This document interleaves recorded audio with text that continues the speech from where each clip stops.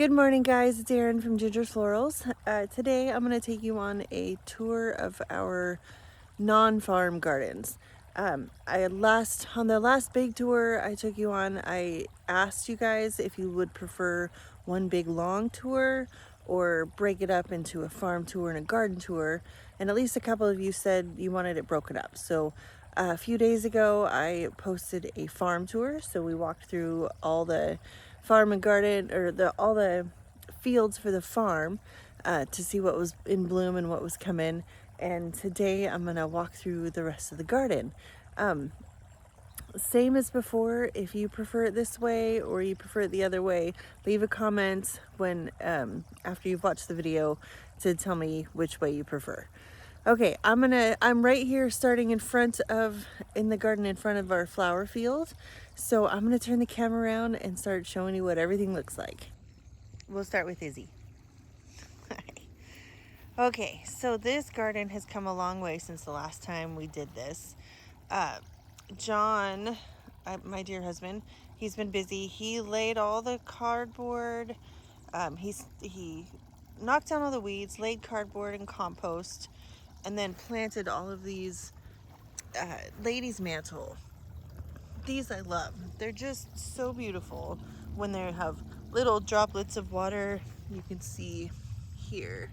They just pool up on them. It's just a relaxing feel. So he planted all of these. He planted a couple of lilacs. There's one right there. And then his camellias that he loves so much. We need more compost because the cardboard's coming through. Geum, there's sedum. This is John's pride and joy, this tree. It died almost all the way back this winter. It's a chocolate mimosa. But I thought it was completely dead because it was 5 feet taller, but it came back and it's growing strong, so I'm hopeful. More GM. This is a euonymus. I love the variegated leaves on it. There's some peonies, some weigelas, and tiger-eyed sumac. So if any of you ever watched Garden Answer, she just had to tear all of hers out because it was starting to take over the world. So far, so good here, but we'll see what happens. I'm not afraid to take plants out if they need to go, so we'll see. The other side of this garden has really come alive too. We have mint, acidanthera, there's the peonies, heuchera. This heuchera, it's so big. That's probably 3 feet wide. We've had this plant for 10, 12, 15 years. Brought it from our old house when we moved here. It lived in a pot for several years and it loves its life right here, and it gets full sun in the afternoon. The dogs. And we have phlox that we planted a few years ago. I can't remember the name of this shrub, but it needs to go. It landed in the wrong spot. We thought it was a good spot, but it ended up being a lot bigger than I expected. It does turn a really beautiful, beautiful red in the fall, but yeah, it's not in the right spot. Our rose here, John took after it a couple of months ago, and it's much happier than it was. And this crabapple, this is John's other pride and joy. This is, oh, look at these great big crab apples. It's so pretty. John, I love this one too. It's a Ruby Tears crabapple. In the spring, it is absolutely loaded with flowers. And then in the fall, obviously the crab apples.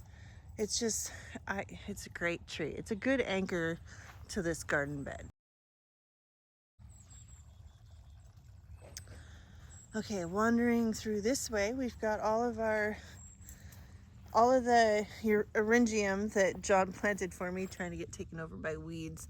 But look at that bloom. There's not a lot of plants in natural world that are that color. And they dry just like that. They love their life out here. So back here behind the swing set, we have this little tiny garden. These are all the geraniums that had been in the hanging baskets. They didn't find a home with other people, so they found a home back here. John planted them all. And our lilies that are blooming away. They're so pretty. And then this is, all the trees are John's babies. This one is a birch tree with the peeling bark that is really quite stunning, especially in the winter when everything else has lost its leaves.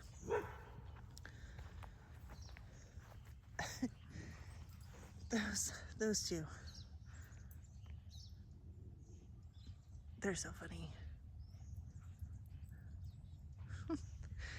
This garden for many years was my absolute favorite place. John, on a whim, decided to create this space, and it has filled in like crazy. We call it the cottage garden. These guys, man, like I said, living their best lives. Everything is filled in as it should. It does need some TLC. There's a bit of weeds and blackberries that have moved in, but that's everywhere. So this back here, you can see the rosemary. This is all Greek oregano and sage. Wallflowers, we brought seeds back from Victoria, Canada to plant those. This is penstemon and pincushion flower, scabiosa. There's roses and a lace cap hydrangea. This is the most incredibly scented honeysuckle. It doesn't like the heat and the sun, but it'll come back in full bloom again in the fall. It usually does anyway. In the late summer, when it starts to cool off again, it'll flush back and smell amazing again. I need to do some real deadheading on the roses here. This is actually a bay laurel. It died back pretty hard this winter. Didn't know if it was going to come through. You can still see some of the dead leaves down there, but it seems to have rebounded quite nicely. We have a hardy geranium, and this is another wonderfully scented Daphne. All these little flowers, just their sugary sweet smell. The blueberries are getting absolutely loaded. So good. John's grandkids are here, and they're just wandering around eating all the berries they can find, which is amazing. Over here, the irises have done their thing. The scabiosa, this is the tallest that rose has gotten in 5 years. I'm pretty excited about it. Our hydrangea back here, again with the heat and the sun, this one is protected pretty well. This direction is west, so it doesn't get all the afternoon sun, but we've been so warm. It's still a struggle with this type of hydrangea. Need to clean up all the deadheading, more wallflowers, this peony. And then this is a red twig dogwood that there's a good chance that we're gonna dig that up and move it this fall. Move it out to the outside of the field out there. It doesn't get enough sun here to really truly be happy, so we might move it. And there's also back in here that you can't see because this huckleberry's gotten so big. There's a yellow twig dogwood back there that will also probably move. Okay, coming around this way. John's little shade garden back here. There used to be quite a few things back here, but underneath of pine trees with all the shade and the acid, the pine needles, not a lot really thrives. Except blackberries, apparently. So he's got back here this, oh, I forget what it's called. We call it a Brian plant because our friend Brian gave us one many years ago. It's variegated though. We have another one up by the house that's not variegated. This guy's pretty happy right here. It stays quite a bit smaller than the other one does, but I'm okay with that. There was some Senecio and some other kind of irises back here, but they didn't really fare well, so despite the advice we got at the nursery. Over here we have Virginia. There's a dinosaur fern, Jurassic fern, something like Godzilla fern. And we also have a cardinal's hat and some forest grasses. This peony has done amazingly well for being in such deep shade all the time. This is another one we might dig up and move. We have some more forest grass back there. I love that stuff. Russian sage, also a bad place for that. This one is a rock rose. It's done fairly well. All of this stuff is already bloomed out. A rhodie and a peony that some reason still has a bud on it. And then my sad rose or lavender. It's huge, but you can see the big gaping holes in it. I never took care of it properly, so it just, yeah, it doesn't look great. This is on the list of things to take care of. I need to just cut it back and take it out. I would like to plant another lavender here because it does really well. It gets almost all day sun across the horizon from the west, so it likes its place here. I probably could water better. I know I need to prune better, but it does all right. I think it's a good spot. I'm gonna cut this one back and try to put in a new one. There's easy. This garden over here, there's wild huckleberry. I'm so thankful that we have all these berries here. Creeping Jenny that wants to take over the world. Let's go this way. This is a forsythia that I think I said it last time, I haven't got around to it. All of these straight up and down, can you see those? All of these branches that shoot straight up, those are just water suckers. Or water sprouts. I need to cut them out. The shape of this shrub should be much rounder, more angled and weeping, not like that. And they won't flower anyway. A lot of this in here is native, so the ferns and the Oregon grape and the Izzy, but the daylilies obviously are not. This one it's hard to see, but it's a really soft peachy pink color that I enjoy. This is a blue huckleberry. Most of what we have is red, but the blue, these guys are probably the biggest and healthiest. These will all turn blue and be delicious. They taste like a slightly more wild berry flavor, but like a blueberry mostly. This sad little hydrangea, it's called pistachio. John has been babying it along for a couple of years now. It suffers, but hopefully we can keep it growing. A couple random lilies. John's grape hyacinth bean, he's trying to get to grow up this pole right here. It struggled there for a little while. We were pretty cold still when he planted it, but now that we've heated up, it's growing.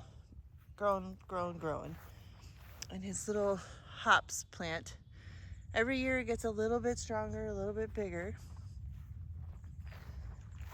And then let's see, over here, just a woodshed, but there's all these daisies. John he spread a wildflower mix of seed out years ago. And every year it gets a little bit more, but this is it.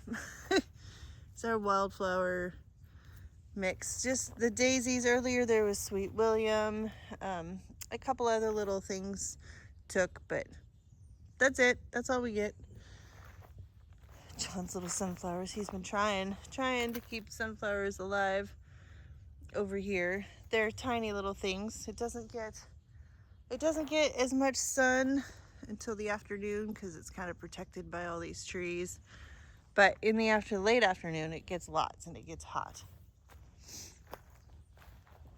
Okay, let's see. Let's head over into the veggie garden.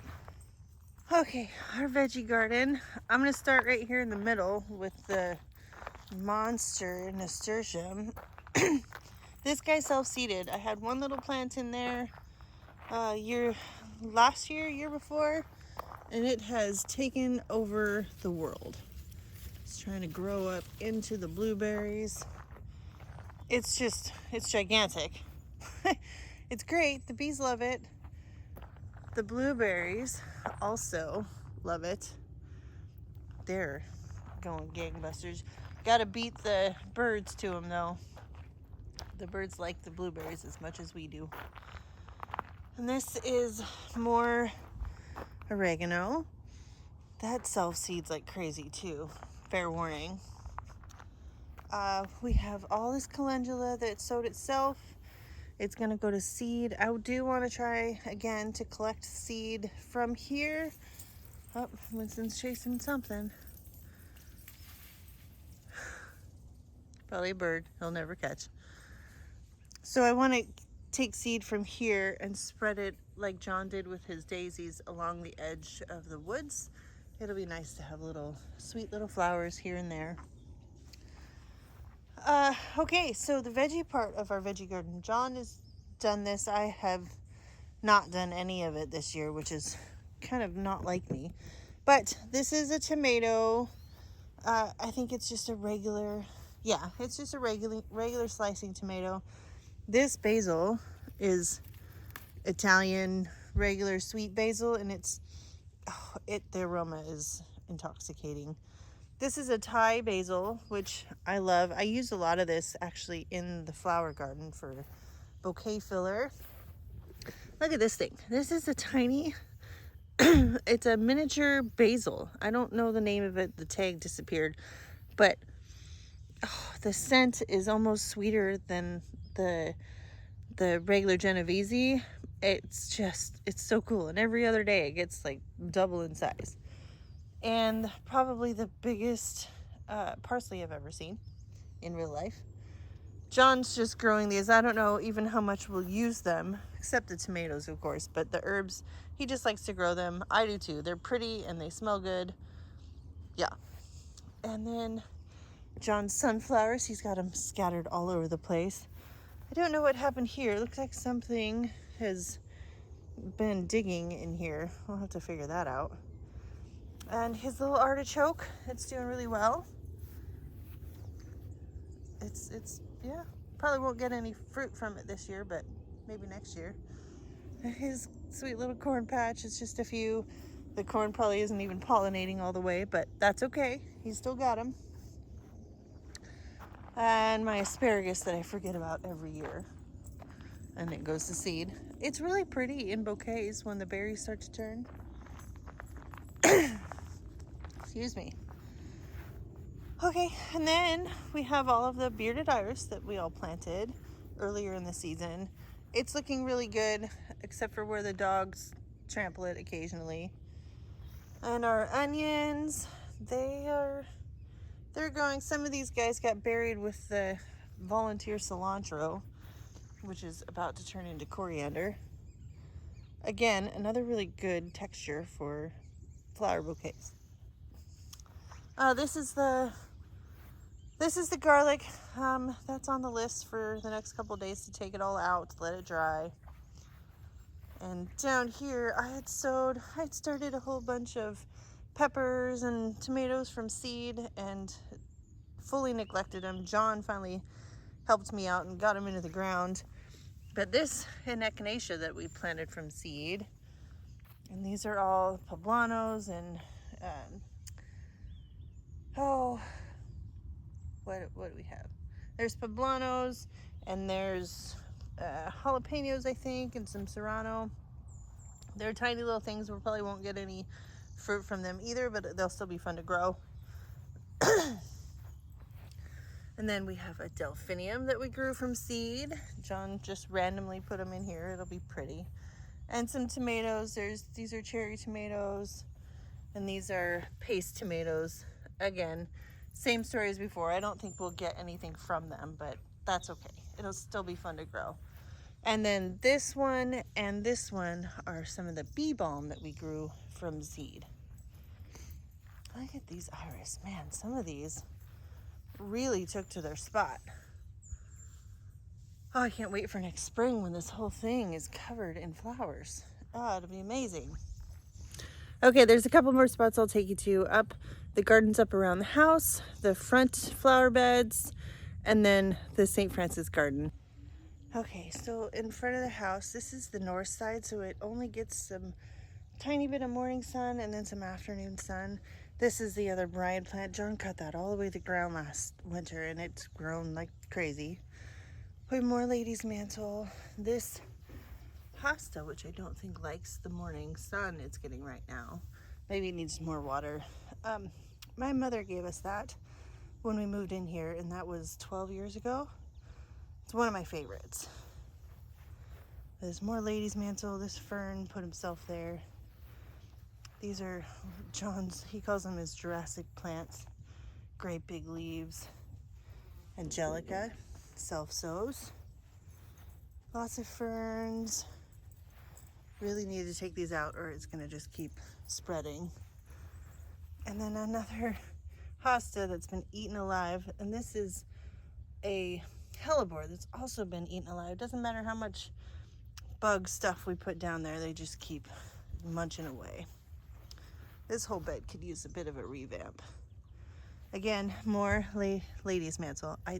That chartreuse color is gorgeous. And then we've got our pots up here. Oh, and the rose. Isn't that?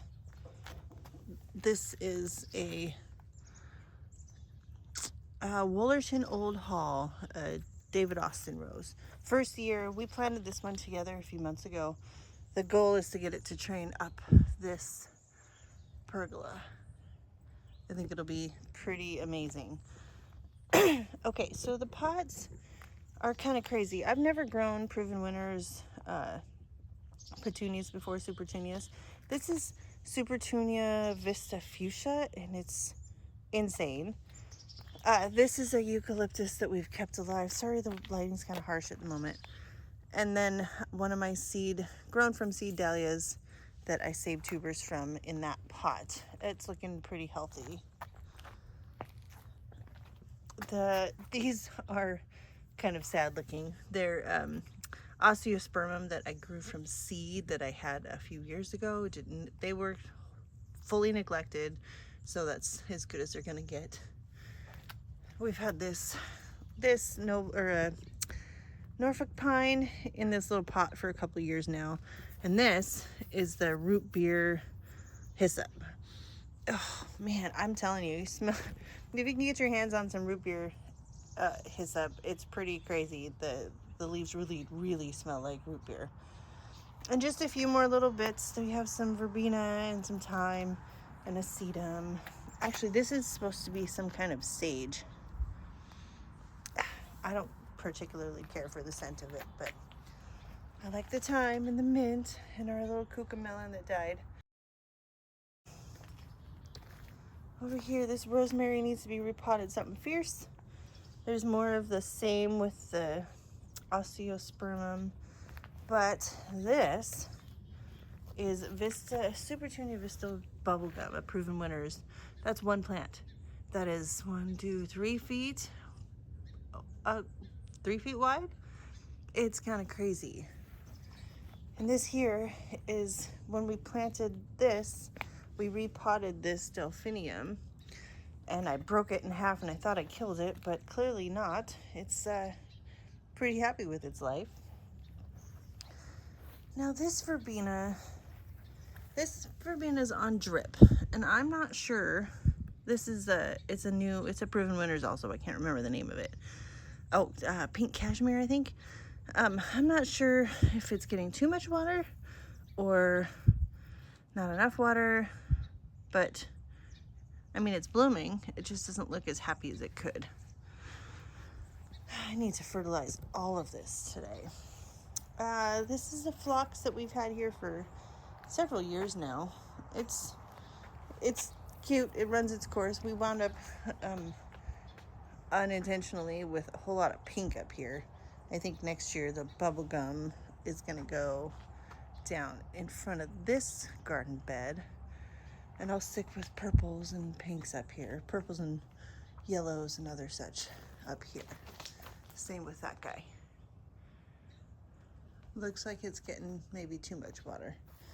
Another bubblegum pink. It's gigantic. And then this is probably my favorite, the Supertunia Bordeaux, the purple. I love that it's soft and sort of romantic with a deep throat color, and then the rest of it. These are all on drip irrigation, so they stayed mostly happy, except for this is a Calibrachoa that I don't think likes the amount of water that it gets, but it's all hooked together, and I'm afraid to turn it down so the other plants don't get as much. Okay, let's keep moving. So let's see, what else do we have here? This is, John planted these little guys, some irises. They're looking a little rough, but first year is always tough, and this is a really harsh spot. It gets all the hot afternoon sun. This is probably the biggest Virginia and the healthiest one, and it gets full sun. It only has a couple little tiny spots that are burning, but John takes good care of it. He waters the heck out of it, so it loves its home. This guy, this had such beautiful, delicate lavender flowers earlier in the season. My Asiatic lilies, or no, these are the Oriental lilies. The stargazers are getting ready to bloom here soon. And some crocosmia. That self-seeds everywhere. More Daphne, and another stargazer that's, well, it's as tall as I am. And this guy, this is a weeping larch.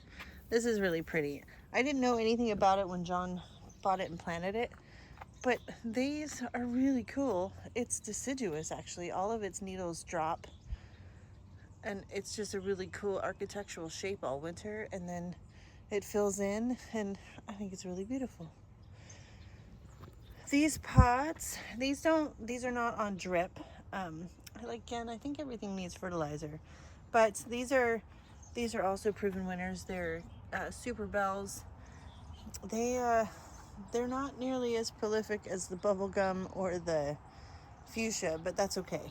And this guy, same thing. This one looks to be faring a little bit better than the other one, but this, again, west is that way, so all of these get the super hot afternoon sun with no protection whatsoever.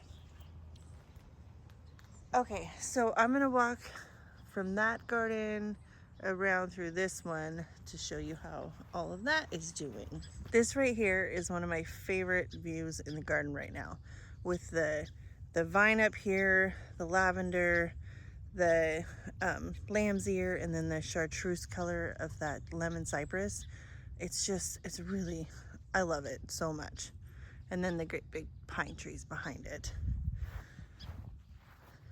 So, right, we have the lavender here that we planted, grew from seed and planted. These are just some grasses, and we planted this lilac over here. I fell in love with lilacs all over again this spring. This is actually a heather. Most heathers that I know are a dark sort of blue-green color with dark flowers, but not this one. I really like it. This is one of John's some kind of tigress, iris, something along those lines.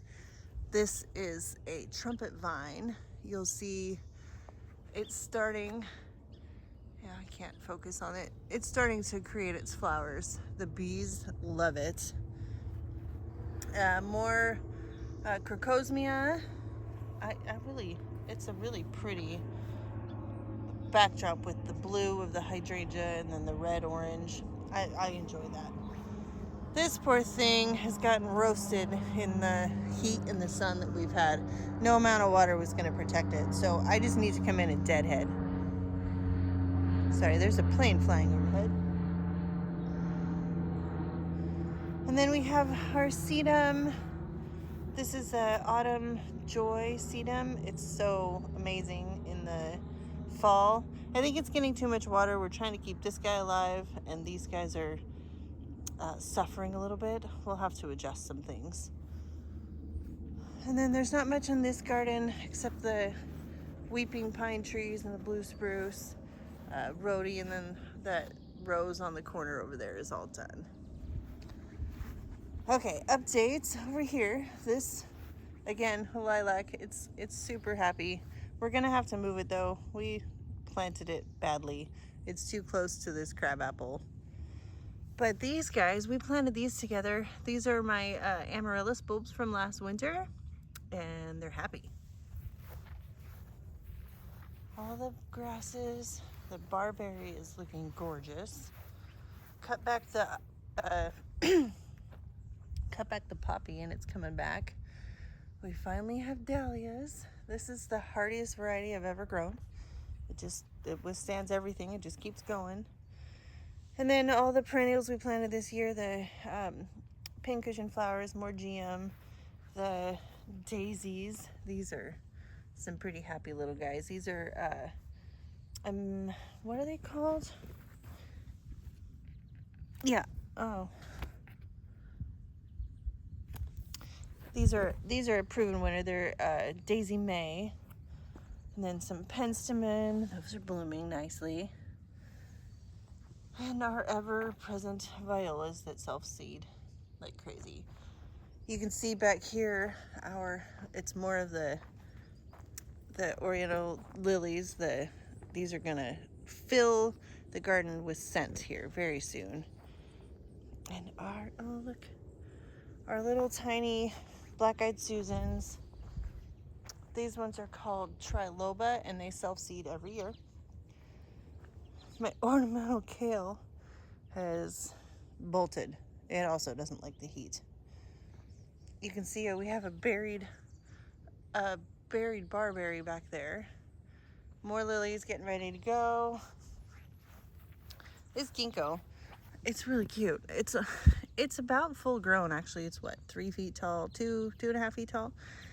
These, if you didn't know, they are part of the conifer family, I believe, and they shed their leaves. So they turn such a bright yellow in the fall, and then all these little scalloped leaves fall off. It's a fun little specimen to have. You can see the peonies are all toast, obviously. It's July. And the dahlia. This is not the same dahlia that I thought was here, but it's coming back and it's loving its life.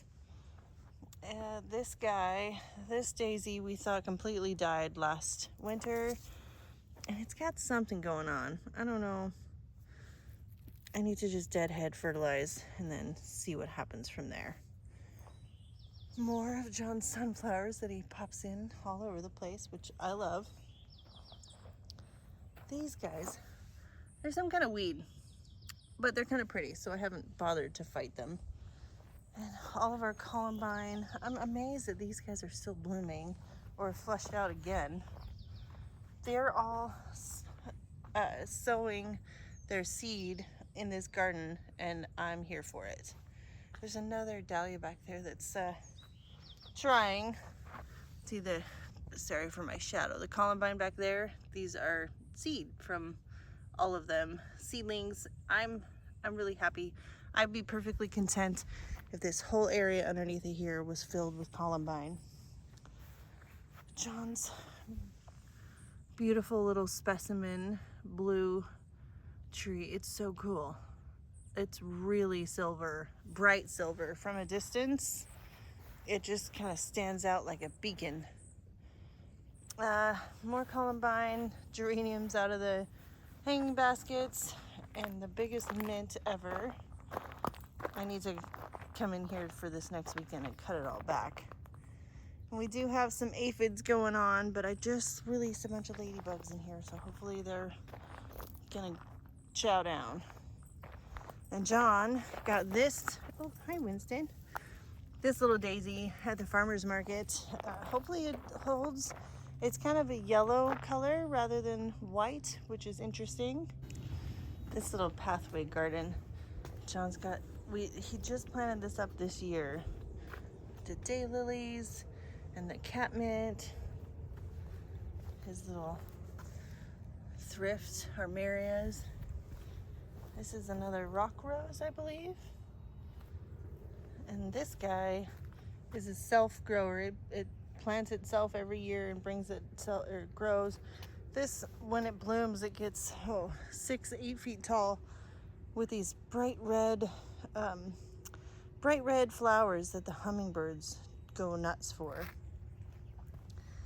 These little guys that he loves, they're really interesting. It's a liatris, and they bloom from the top down like this. Yeah, they're different. They're fun. More GM, more daylilies. We have our dogwoods here and our citrus that, man, they're happy with their lives today. These are John's rhubarb.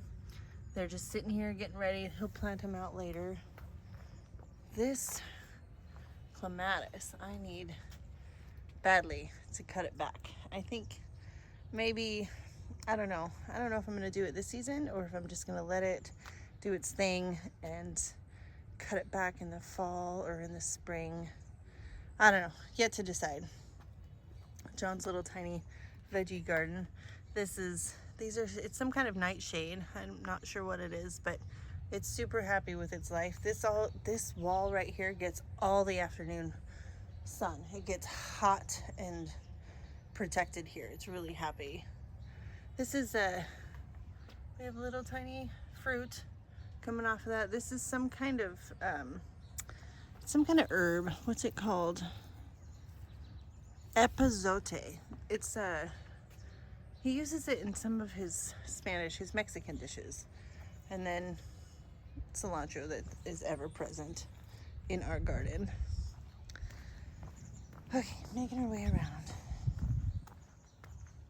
This is a firelight hydrangea. This Proven Winners. I love this one. It's really quite lovely, and it turns this. You can see it starting to turn. It turns this sort of mauvey pink color. We need to put this guy on drip. We need to put most everything on drip, but this guy, it needs more water than it's getting. All right, off to the St. Francis garden.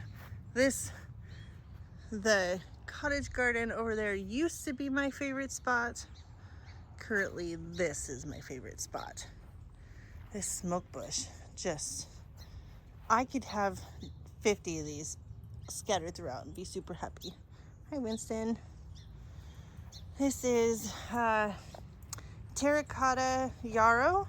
We bought from a couple plants from a wholesale nursery last year, and my goodness, I want like a dozen more. So good. John's blue fescue, he loves that stuff. It's cool. I think we need more of them to fill in the gaps though, so it's like a little hedge. The Canterbury Bells is done. It's all weeping out, but it was a really good show. Beautiful. All these little echinacea that we planted together are doing really well. They're growing like crazy. John's giving them lots of water and they're pretty happy. I need to cut that guy back all the way. And the iris that we put back here are pretty happy. The euonymus, that's those guys nearly died back this winter too.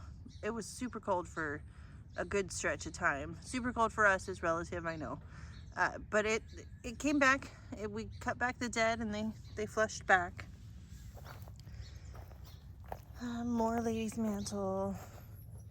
Yeah, so these are all fresh new baby plants that hopefully will grow and bloom.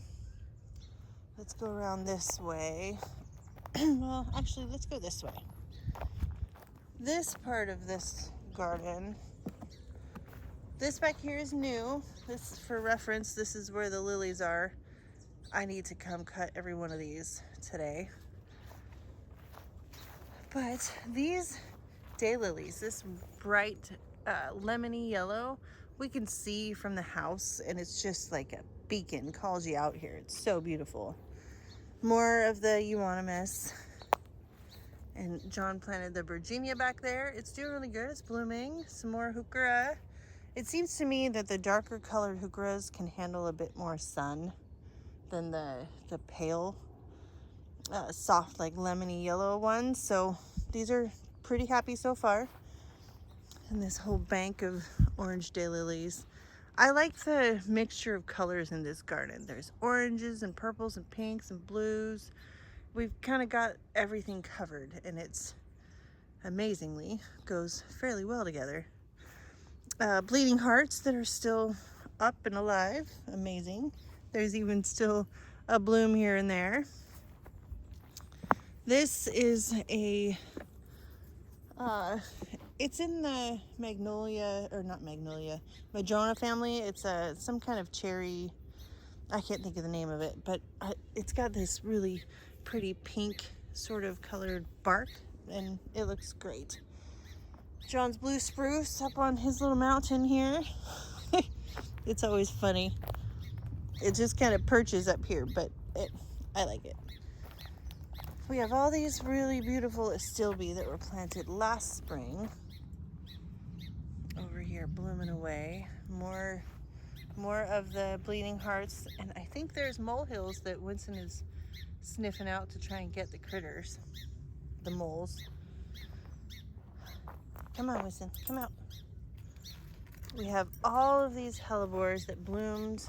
Most of them bloomed beautifully. There's a few new ones like this one and that one that we'll see this winter how they do. The fern, and I love this with the driftwood.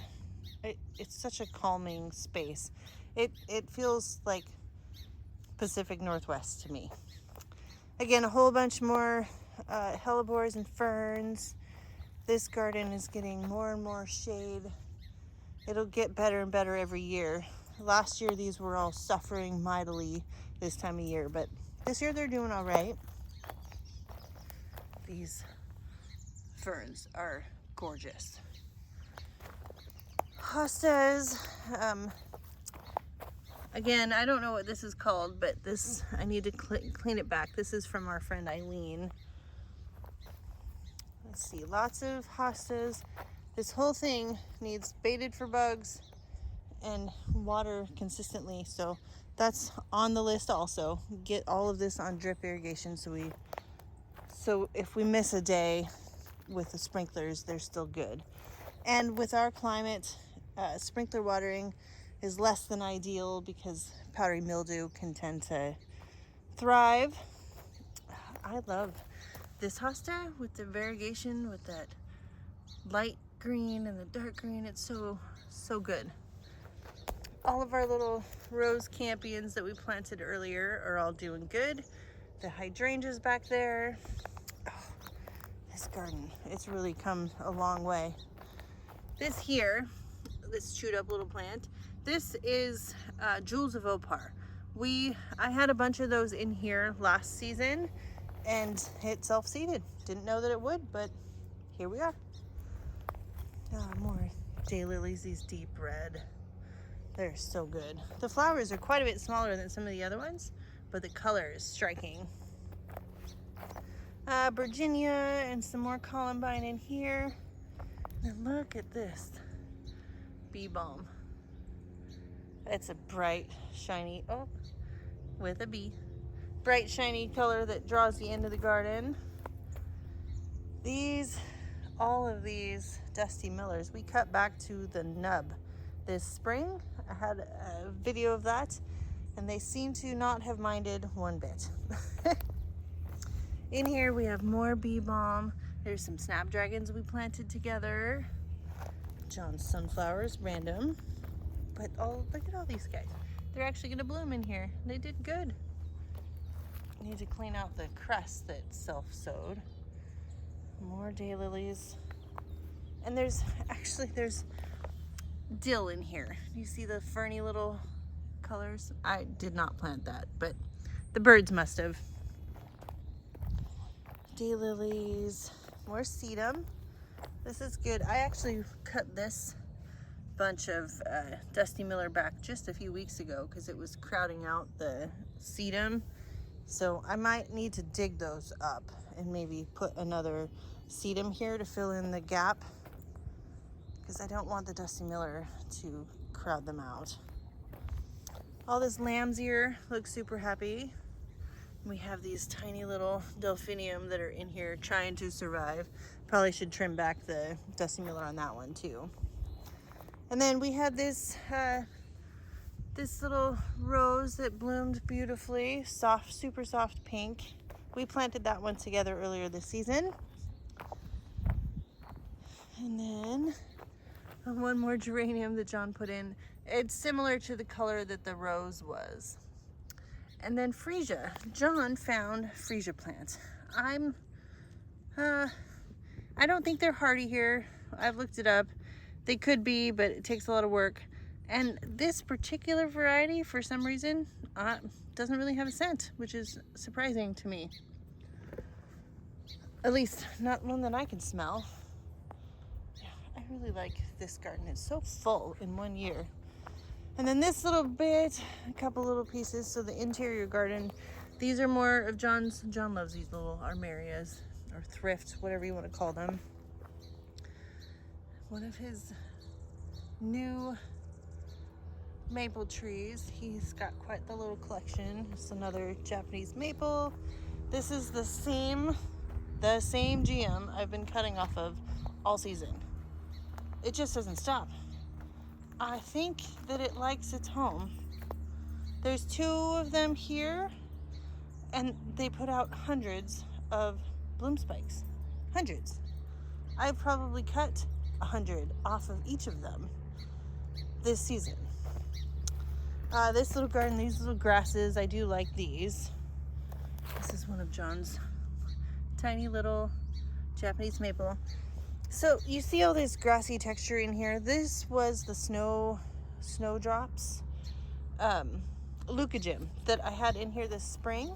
I have been waiting for a long time for those to turn yellow and die back. I don't think it's going to happen, so I'm just going to cut them back and then hope for the best for next spring. Hopefully that means that they're growing big bulbs for next spring. That little rose back there was a very soft yellow that it bloomed nicely. Last year we planted it in the summertime and it struggled. This year was its first year really getting going, so I think over the next years it'll do really well, and it's the plan for that. It's a climber, is to get it to go up this trellis. Our heucheras that were suffering pretty badly earlier in the season with some kind of fungal something or other, rust I believe, they're coming back. They've gotten through to the other side of it, it seems. Everything's dried out a bit, so they look pretty good.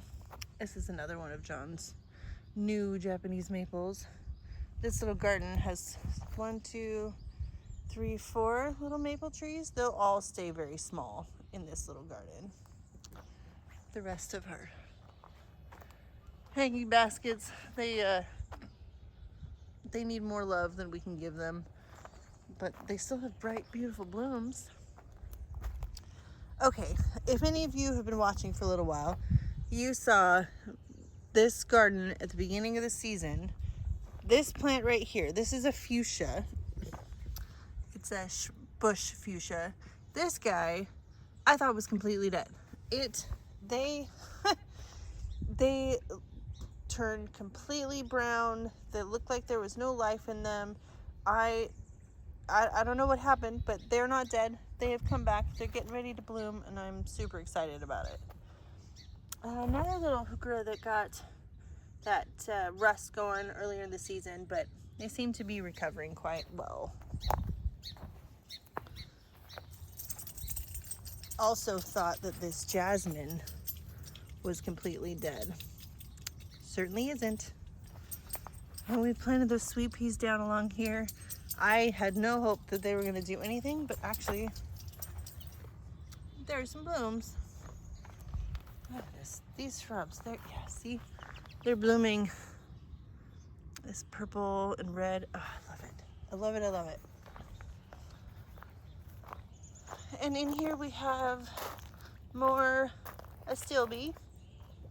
And then this is all lemon balm. I need to just cut it all back. I can use it in bouquets and it will come back. It always does. More astilbe. There's even some strawberries in there. These, yeah, I'm impressed with these fuchsias. They're supposed to be hardy, so they came back. This mint. Mint is always easy. You can, if you can't grow mint around here, there's something wrong with your soil. The little lavender that I planted grew from seed, and lobelia. That electric purpley blue color. I'm big fan. Okay guys, I think that's gonna do it for this video. I've taken you through, I think, all the gardens, everything that's got anything blooming in it right now. This is the big, abundant time of year. Early in the spring, you know, we have some bulbs blooming and a few little things here and there, and then later, in the late part of August, everything starts to really be ready and done to be ready to be cut back and done. But this is the season. This is the color. You see everything around me right now. I love this. I'm so excited to be able to share it with you guys. If you liked how I did this, one film for the fields and one for the gardens, leave a comment if you prefer it the other way, and one great big long video, that I can do that too. Either way, I want to produce videos that you guys like to see. So leave a comment, if you leave a like. If you haven't already subscribed, I hope that you'll consider it. And then I'll see you guys in the next video. Bye guys.